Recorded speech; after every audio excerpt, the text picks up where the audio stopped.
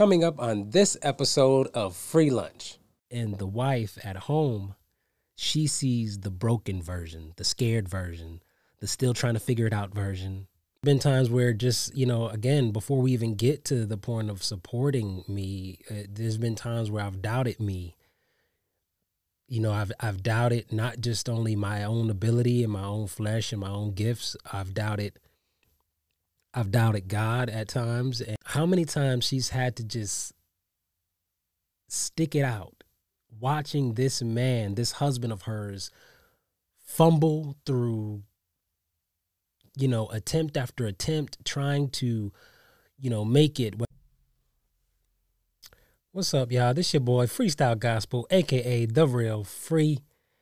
And today is a unique episode of Free Lunch. Just because I want to share from my heart a little bit. I have no guest on the show tonight, or while this episode is being recorded. You may be listening to it at a different time whenever I post or share it out, but man, the last few months have been interesting, to say the least, and overwhelming in many respects. And while I try to navigate this point in my life, in light of, the things that have gone on in recent months with my health, it's reminded me of the importance of my wife and the support that, whether you're the supportive wife or you're the supportive husband, just the power of what the supportive spouse brings to, creators and entrepreneurs, whatever it is, people who are trying to use, their God-given gifts and talents to make a way for them, and believing that God is going to do that. My wife has been such a warrior when it comes to my vision and my gifts and talents and abilities, and I say a warrior first. I don't say supporter first, even though she's been a magnificent supporter. She's been a warrior first because I can't overstate the amount of courage, patience, sometimes downright fearlessness my wife has had to exhibit while I am navigating the very dark, scary, unforeseeable facets of my gift, my dream, my vision. Excuse me. But she's been, I use the term warrior because, man, there's been times where just, again, before we even get to the point of supporting me, there's been times where I've doubted me. I've doubted not just only my own ability and my own flesh and my own gifts. I've doubted God at times, and if I'm honest, and she's been the one that has reminded me, one, just of God's faithfulness, reminded me of my abilities, and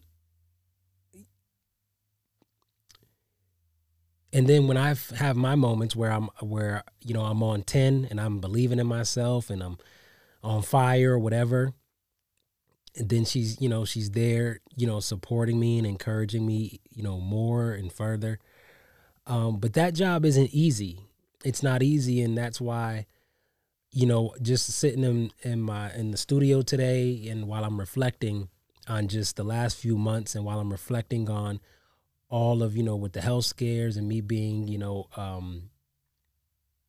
out of working, the 9 to 5 hustle, because of the surgeries and everything going on. So all I've kind of had left to meditate on and kind of put to work is the vision that God gave me, using my voice, working on music, authoring, putting the pen to the pad, completing, books and things that all that God has given me vision for. When I reflect in the office today and I'm thinking about all those things, I'm reminded of my wife and how much in the 5 years we've been married, just celebrated 5 years this past November, how many times she's had to just stick it out, watching this man, this husband of hers, fumble through, attempt after attempt, trying to, make it, whether it's beyond, a platform, or whether it's television or movies or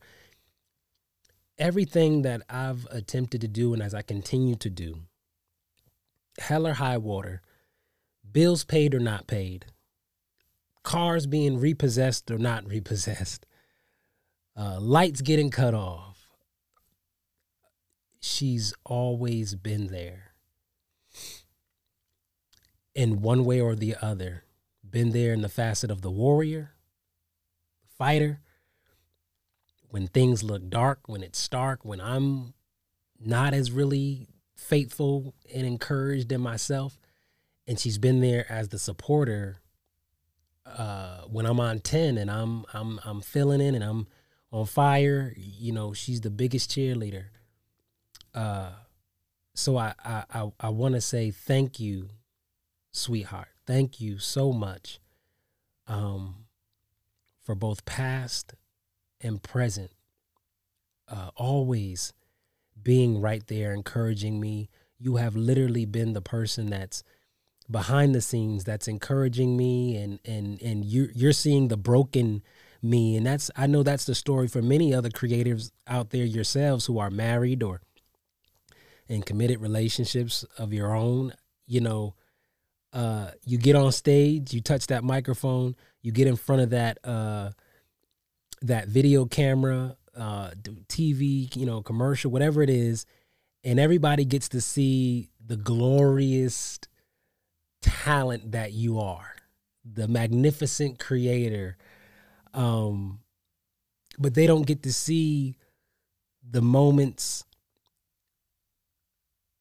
prior to getting on the airplane, the moments prior to stepping from behind the curtain and walking on the stage, the moments in your bedroom at home, being frustrated because you can't figure out what to put on the pad, doubting yourself, doubting your gift.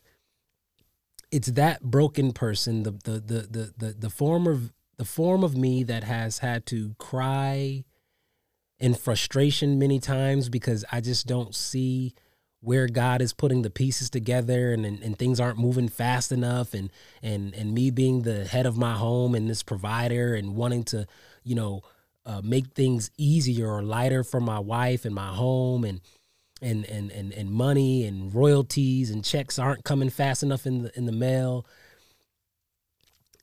That scared, broken me. The part off stage, behind the curtain, that my wife has to see day in and day out from time to time. Wow, man, she loves, and she's a fan of that person, that version of me. And that's what I'm thankful for. Because everybody else, and it's not to really demonize anyone or devalue the amazing number of supporters and fans that I have out there on different platforms or whatever, wherever you come across me. But you guys, you become a fan, or you get to see this really tailored and put together version. And the wife at home, she sees the broken version, the scared version, the still trying to figure it out version, the sometimes not so quite trusting in the Lord, God version. And she still yet signs up every day to be a fan of that version of me. And I guess for any other creators out there, whatever it is you do, I don't care if you rap, sing, poet, author, artist, actor, I don't care if you bake cupcakes. That's your thing, and you're trusting God to make a way for you with that gift. For those of us chasing after the vision that God's given us, man, and we go home every day to a spouse, man, if your spouse is the kind that signs up every day to be a fan of that version of you, God, man, that's something to be thankful for. I mean, we all want the me included, right? Like I'm this forever, always evolving in front of you guys, kind of artist, right? Like, and I've always wanted to, my heart has always been to try to be that particular artist in what I do. And as God takes me on my journey, right, is to be the kind that goes from kind of 0 to 60, from not known at all to household name, right? To have that journey be as transparent as possible so that people can see just how authentic and real this process is, right? Not like the sugarcoated at all. But in doing that, I think it encourages the next creator alike, the next artist, whatever it is, like I said, the next person believing in the vision, whatever it is that God has given you. It encourages you to know that, yes, the trial, the tribulation, all that is real, right? But as we aspire and try to go from 0 to 60, right? From unknown to known, I don't have like this millions of followers yet, right? And even in that space, I'm so overwhelmingly grateful for this one particular fan. And that's something I want all of us to be really just conscious of, even if you're not married, right? Like, even if there's not that one person you have back at home every day who's signing up to be a fan of the broken you, the still trying to figure it out you, right? Even if you don't have that, try to be conscious of the support